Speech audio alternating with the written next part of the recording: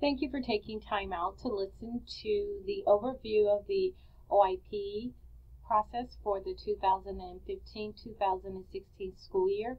Because we are designated as moderate, we are all OIP buildings. There are specific requirements for buildings that have the designation of focus and watch. I will try to point out the differences throughout this broadcast. Let's start with everyone. I will be sharing the OIP 2015-2016 folder with you. It has the required TBT form, SSC required form for elementary, intermediate, middle, and high. I will also be sharing with you the OIP toolbox. In the OIP toolbox is a variety of things that support you throughout the OIP process. It has the Title I expenditures form, TBT effective checklist, roles and responsibility, OIP support videos. Please read through these. We're first going to start with just a quick overview of the required TBT form. We did make some modifications to the form based on the recommendations from teachers, coaches, and principals. The form again has all of the tabs at the bottom to direct you throughout the form. I'm going to provide an empty copy of the form, and then I'm going to provide you with a sample. The first tab says TBT agenda and notes. This is a required form for TBTs. All TBTs must utilize this form. Again, the first one is TBT agenda and notes. Has information for the school, grade, contact area, and the year. Has space for each week or meeting that your TBT is having. If you are focus and watch, there are required minutes. If you do not have that designation, there is not required minutes for TBTs. It has what that agenda should look like. Focus on what to bring. 5 steps, student work or PD. Has notes from the meeting and trend data. Your norms, an area for your norms, an area for the roles, facilitator, timekeeper, elective, team members, and team members that were not able to attend. Let's see it completed. Completed one, again, it would have the name of the school, the weeks that the school is meeting, communicates what the team members should be responsible for bringing, has an area for notes, and again discuss the trend data that they're seeing with students, has their group norms, the roles, facilitator, reporter, and timekeeper, the members, and the members that were present or some members that were not able to attend. Tab 2 is an overview of the common assessment / short cycle that the particular TBT will be utilizing. What is the name of the common assessment? Is it DMA? Are we using benchmark? Are we using Lucy-Calkins? Next unit of study. What will be the next unit of study after this common assessment? What is the academic focus? And what are some correlating questions for this common assessment?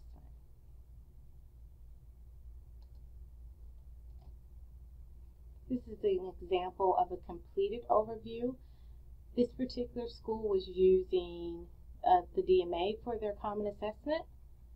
The next unit for this particular TBT will be the Unit 4, Solving Subtraction Problems.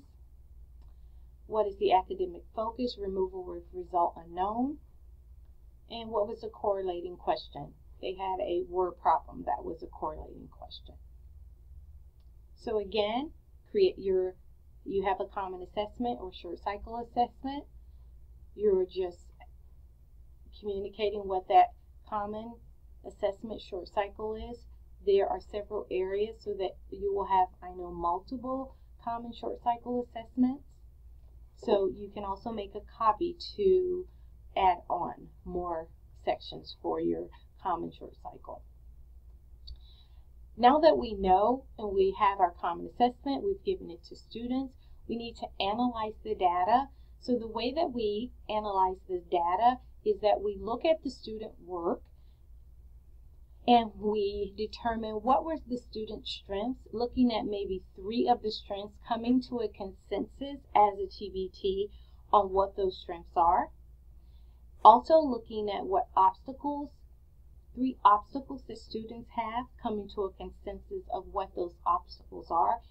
Knowing that we come to a consensus, individual teachers may still need to work on particular areas with students, but as a group, we're determining as a group what are the strengths and weaknesses we can't agree on.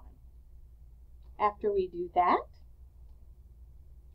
these are areas where you can report what those 3 strengths were, align those with what do we think attributed to that, what was the best practice, what were the obstacles, 3 obstacles. We're going to start with 1 obstacle, complete that, and then we will continue with the other obstacles as we actually reach our goal here. Let's see a completed one. The strength that this group recognized was this. Take some time to read that.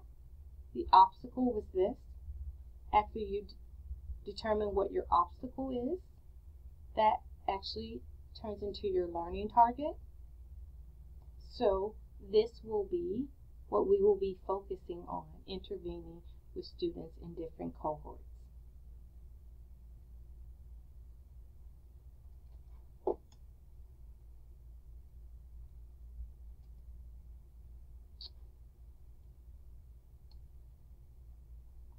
We are going to use our information from the Common Assessment for our pre-baseline data for this particular learning target. We're going to intervene, and then we're going to give a post-assessment. Again,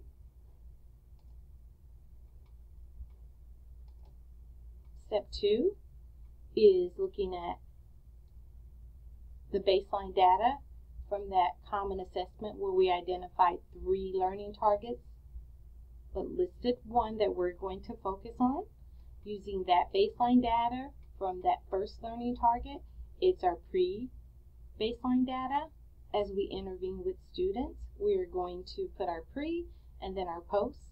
We're going to list students without subgroup data and students with subgroup data. And again, this is the completed pre-post number 1. You have 3 tabs here for pre-post 1, 2, 3. You can always add the tabs here if there are additional pre-post 1, 2, and 3. The next one will be step 3. After you have determined that pre-baseline data, then we talk about what do we want, what will students be doing, students that are proficient, students that are close, or students that are far. What are the adults doing to ensure that the students in these different cohorts meet mastery and our targeted intervention for them. This is a very important step, making sure that we explicitly communicate what we're doing for these different cohort of students and what will we do as teachers for those different cohorts of students. Again, we have an area for each learning target from that common assessment. Here's a completed one. They have their learning target listed, what students will do for each different cohort, proficient, close to proficient, and far, what specifically the teacher will do for each one of those cohorts. Please take time to read that.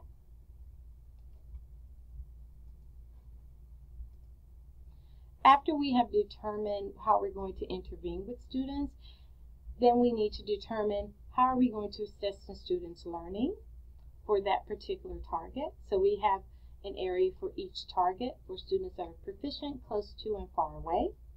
We also will create a SMART goal for each one of these student cohort groups. Let's see a completed one.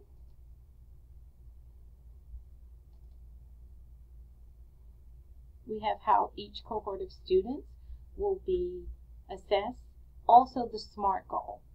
So thinking in terms of, let's look at the close to proficient. DMA word number 1, change unknown, will be how we will assess the students. And then we will have 80% of the students that were close to proficient will now be proficient or higher. So 80%. Please take time out to read the different cohorts of students, how they will be assessed, and the SMART goals for each one of these cohorts.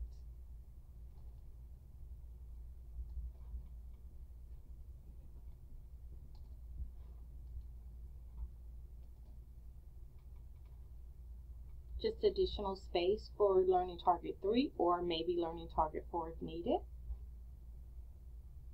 The last tab is for evaluating TBT effectiveness checklist.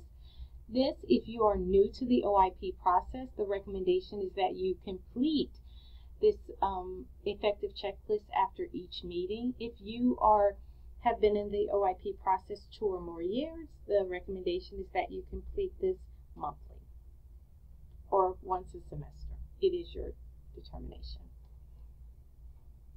So again, I will be sharing with you the OIP required forms tab folder. I will be sharing with you the OIP toolbox, which I will be adding lots of information to this as the year progresses. I just want to share with you quickly the SSC required form. I'm going to share the elementary.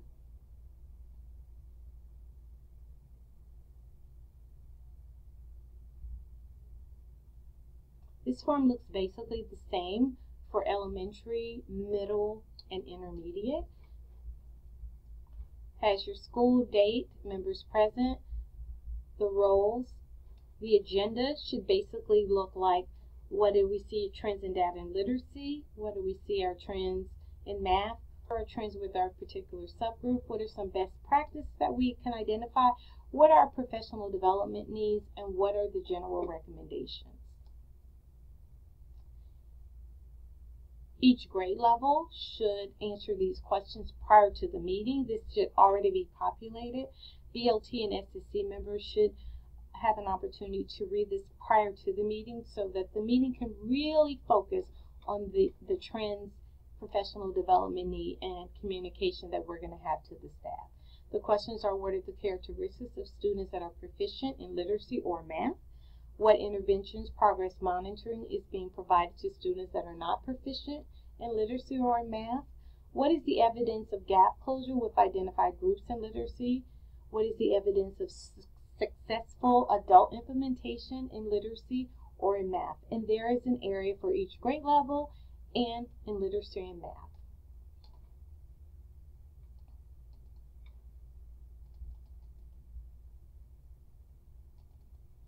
There is also required form for high school.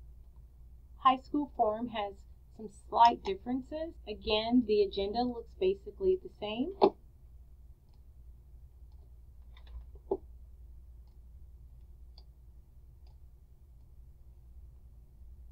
It has an area for the different content areas in high school.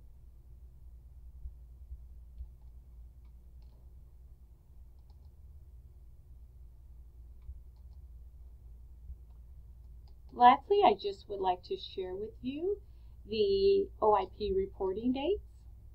OIP reporting dates are October 30th, and this is all the things that need to be reported for that date. There is one, the parental inventory, that's only for Title I schools. All of these reporting dates are inclusive of buildings that have designation watch or focus and just general OIP buildings. January 22nd, and what to do, April 8th, and June 3rd. I will be sharing with each building